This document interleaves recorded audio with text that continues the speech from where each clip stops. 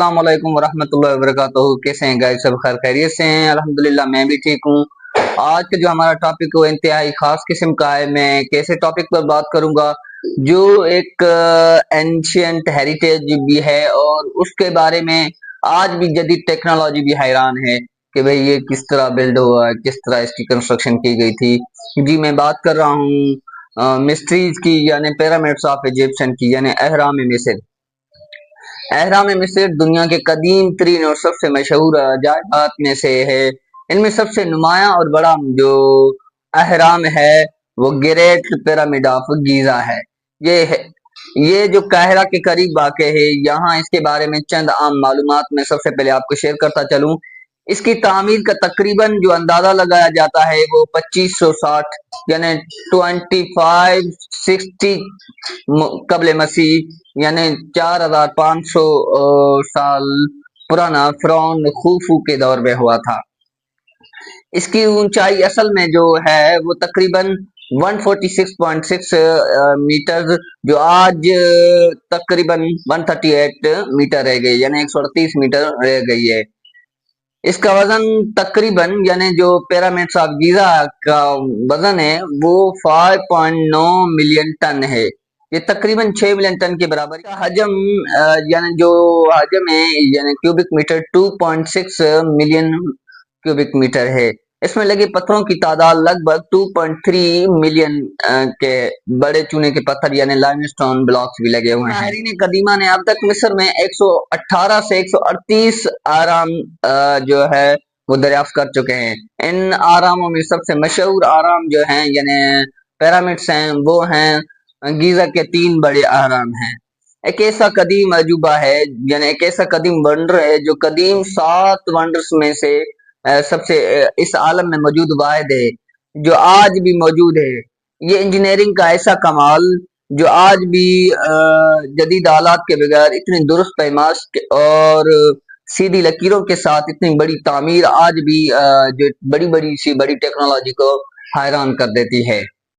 दिलचस्प बात यह है कि अहराम की हर साइड को चारों सिमतों यानी चाहे नॉर्थ हो, ईस्ट हो, वेस्ट हो और साउथ के साथ इतनी दुरुस्तगी से यानी इतनी करेक्शन के साथ बनाया गया कि आज जो मॉडर्न इंस्ट्रूमेंट्स हैं यानी मॉडर्न जदीद आलात भी हैं वो हैरान रह जाते हैं। इसका मकसद जो कहा जाता है वो खुफू का यानी एक टॉम बनाना था, मकबरा बनाना था, ताकि इसके मरने के बाद उसे अब्दी जिंदगी मिल सके। अहराम मिस्र खास तौर पर यानी पिरामिड्स खास तौर पर जो गीजा के बारे में कई नजरियात यानी थ्योरीज पेश की जाती हैं कि यहाँ भाई ये कैसे, क्यों और किस मकसद के लिए बनाए गए हैं। यहाँ जो सबसे आम और खास थ्योरीज है वो मैं आप लोगों के साथ शेयर करता चलूंगा कि वो क्या है। सबसे पहला जो थ्योरीज पेश की जाती है वो है टॉम थ्योरी यानी तदफीन का नजरिया। यानी सबसे आम और कबूल शुदा नजरिया यही है कि आराम फिरौन खुफू यानी जो उस वक्त का फिरौन यानी पिरामिड के वक्त जो मिस्र पे हुकूमत थी वो फिरौनी थे जिसका नाम खुफू था। फिरौन की लाश को मम्मी यानी ममीज बनाकर महफूज किया गया, यानी उस वक्त ममीज बनाया जाता था ताकि उसके मरने के बाद अब्दी जिंदगी उसे हासिल हो सके। कदीम मिस्रियों की मजहब में यानी उस वक्त जो मजहब था मिस्रियों का, उसके मुताबिक फिरौन को एक आम इंसान नहीं बल्कि देवता यानी गॉड का दर्जा नुमाइंदा समझा जाता था। उनका अकीदा था कि जमीन पर फिरौन का वजूद ही खुदाओं की मर्जी से है और इंसानों और देवताओं के दरमियान एक कनेक्शन है, एक राब्ता है। और यही वजह है कि फिरौन की वफात के बाद उसकी रूह को यानी उसकी सोल को देवता के बाद में मरने के बाद तस्लीम किया जाता था। मिस्रियों के सबसे बड़ा आम अकीदा यही था कि मौत के बाद जिंदगी खत्म नहीं होती बल्कि दोबारा उसका जन्म होता है। वो इस दोबारा जन्म के सफर के लिए मम्मी बनाते यानी उन लाशों को मम्मी बनाते और कीमती अशिया के साथ दफनाने जैसी रसूमात पर यकीन रखते थे। उनका यही अकीदा कि आप रूह अपने जिस्म को पहचान कर दोबारा वापस आ सकती है, उसके लिए जिस्म को महफूज रखना बहुत जरूरी था। मतलब उनके मजहबी अकायद और मरने के बाद की जिंदगी कदीम मिस्रियों को सबसे बड़ा अकीदा था।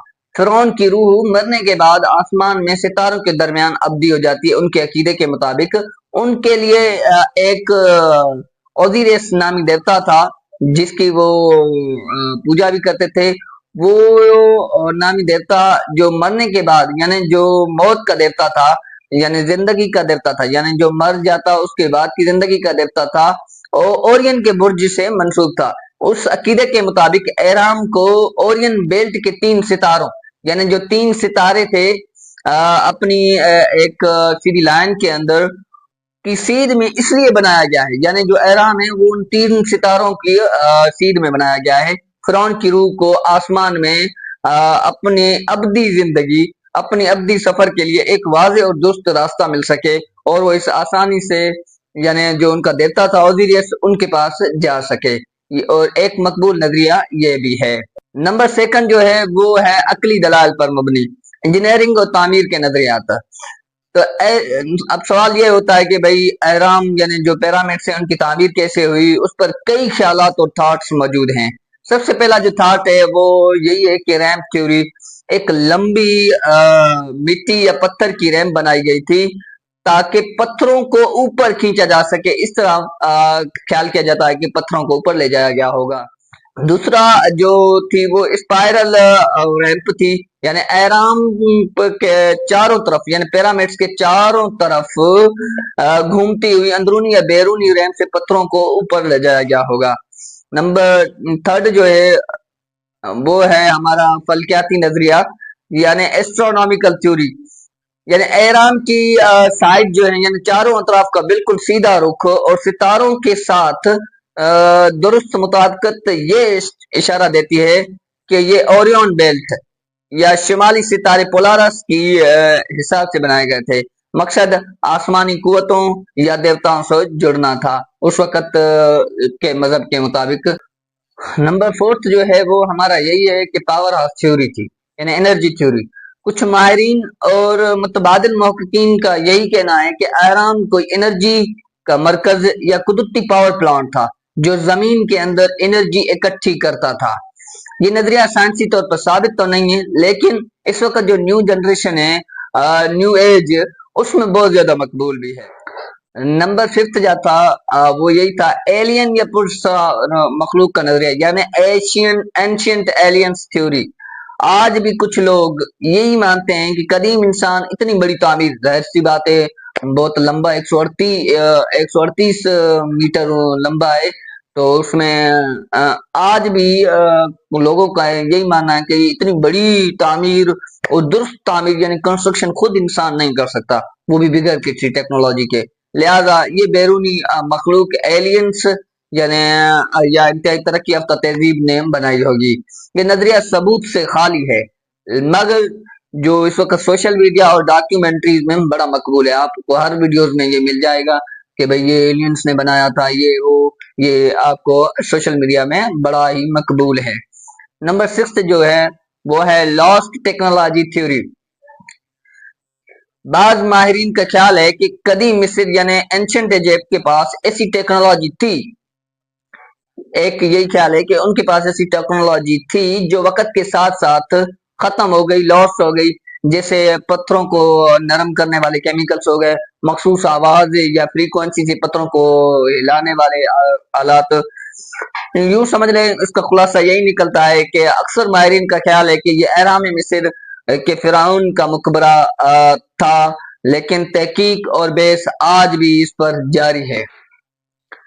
جی اگر آپ نے میرا چینل یوٹیوب سبسکرائب نہیں کیا تو سبسکرائب کریں کمنٹ کریں اور لائک کریں اور آپ مجھے کمنٹ میں یہ بتائیں کہ ان میں سے کون سی تھیوری جو پیرامڈس آف ایجپشن کی ہے وہ آپ کو کیا لگتا ہے کہ وہ کون سی صحیح ہوگی. میں نے فل تحقیق کی آپ کو پوری کی پوری جو ہے معلومات دے سکوں. اب آپ پر مبنی ہے تو آپ کو کیا لگتا ہے اس میں سے کون سی تھیوری کریکٹ ہے مجھے کمنٹ میں بتائیں.